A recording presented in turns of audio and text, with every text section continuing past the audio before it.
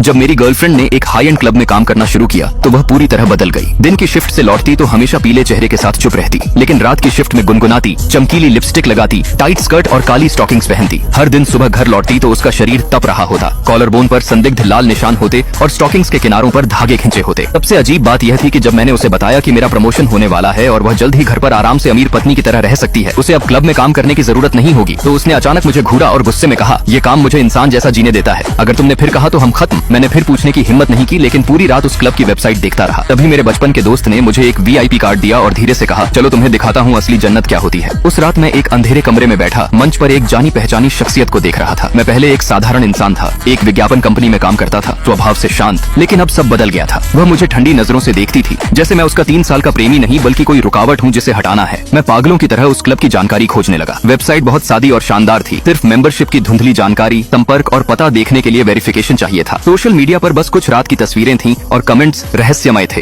कहते थे असली जन्नत, जाकर ही समझोगे जिंदगी क्या है। उसके हर अजीब व्यवहार और ठंडी बातें मेरे दिमाग में सुई की तरह चुभती रहीं। मैं पागल की तरह उसका फोन चेक करने लगा, खर्चे देखने लगा, यहाँ तक कि उसके पीछे पीछे जाने लगा। आखिर मैं उस सुनहरे दरवाजे के सामने खड़ा था जो सब कुछ निकलता सा लग रहा था। मैं इस शक और जलन से पागल हो रहा था। मुझे अंदर जाकर देखना ही था कि वह वहाँ क्या करती है। मैंने अपने दोस्त चेन लेई को ढूंढा। वह अमीर घर का था और हर जगह पहुँच रखता था। फोन उठाते ही पीछे से शोर, म्यूजिक और हंसी की आवाजें आ रही थीं। मैंने सीधे पूछा, क्या तुम्हारे पास उस क्लब में जाने का रास्ता है? मैं अंदर जाना चाहता हूँ। वह अचानक गंभीर हो गया और बोला, तुम मुसीबत में पड़ जाओगे, वह जगह हमारे जैसे लोगों के लिए नहीं है। मैंने सूखी आवाज में कहा, मेरी गर्लफ्रेंड वहाँ काम करती है। वह कुछ देर चुप रहा, फिर बोला, मैं तुम्हें चेतावनी देता हूँ, वहाँ के लोग बहुत खतरनाक हैं। अगले दिन वह मुझे शहर पार ले गया और एक साधारण सी इमारत के सामने रोका। कोई साइन नहीं था, बस एक भारी काला दरवाजा। कार्ड से दरवाजा खुला और हम अंदर गए। अंदर का हॉल बेहद शानदार था। फिर हम लिफ्ट से नीचे तीसरी मंजिल पर गए। दरवाजा खुलते ही लगा जैसे दूसरी दुनिया में आ गए हों। ऊपर की सभ्यता के उलट यहाँ खुली इच्छाओं का माहौल था। धुंधली रोशनी, नशे भरा संगीत, हवा में शराब और जुनून की